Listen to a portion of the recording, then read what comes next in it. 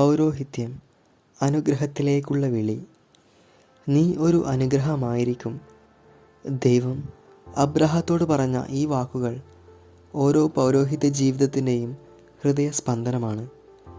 Abraham തൻ്റെ കുടുംബത്തിനും സമൂഹത്തിനും ലോകത്തിനും അനുഗ്രഹമായതുപോലെ ഇന്നത്തെ ഓരോ പുരോഹിതനും ലോകത്തിന് അനുഗ്രഹമാകാൻ വിളിക്കപ്പെട്ടവനാണ്.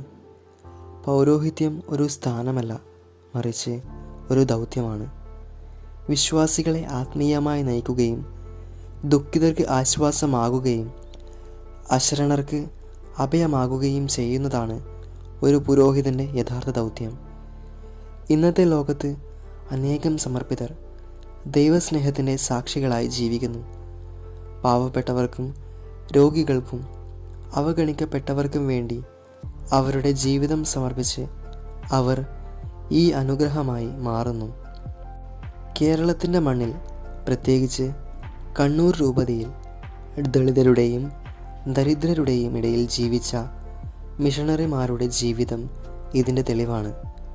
അവഗണിക്കപ്പെട്ടവരുടെ ഇടയിലിറങ്ങി അവർക്ക് വീടും വിദ്യാഭ്യാസവും ചികിത്സയും നൽകി അവരുടെ കൂടെ ജീവിച്ച ഈ മിഷണറിമാർ യഥാർത്ഥത്തിൽ ക്രിസ്തുവിൻ്റെ സ്നേഹത്തിൻ്റെ പ്രതിരൂപങ്ങളായിരുന്നു. ഈ മഹത്തായ പാരമ്പര്യമാണ് പൗരോഹിത്യത്തിൻ്റെ സൗന്ദര്യം. ഒരു പുരോഹിതൻ തൻ്റെ ജീവിതം സമർപ്പിക്കുമ്പോൾ അവൻ ഒരാൾക്ക് മാത്രം വേണ്ടിയല്ല, മുഴുവൻ സമൂഹത്തിനും അനുഗ്രഹമാവുകയാണ്.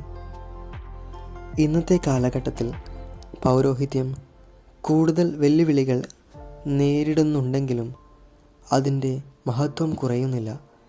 മറിച്ച് കൂടുതൽ ആത്മാർത്ഥതയോടും സ്നേഹത്തോടും കൂടി ലോകത്തിനു മുന്നിൽ നിൽക്കേണ്ട സമയം തന്നെയാണ് ഇത്. ദൈവവിളി സ്വീകരിച്ച് ദൈവത്തിൻ്റെ കരുണയുടെ ഉപകരണമായി മാറാൻ, ജീവിതം മറ്റുള്ളവർക്ക് അനുഗ്രഹമായി മാറ്റാൻ കുഞ്ഞനുജന്മാരെ ക്ഷണിക്കുകയാണ്. പൗരോഹിത്യ ശുശ്രൂഷയിൽ നമുക്കൊരുമിച്ച് സഭയ്ക്കായി, രൂപതയ്ക്കായി മുന്നേറാം.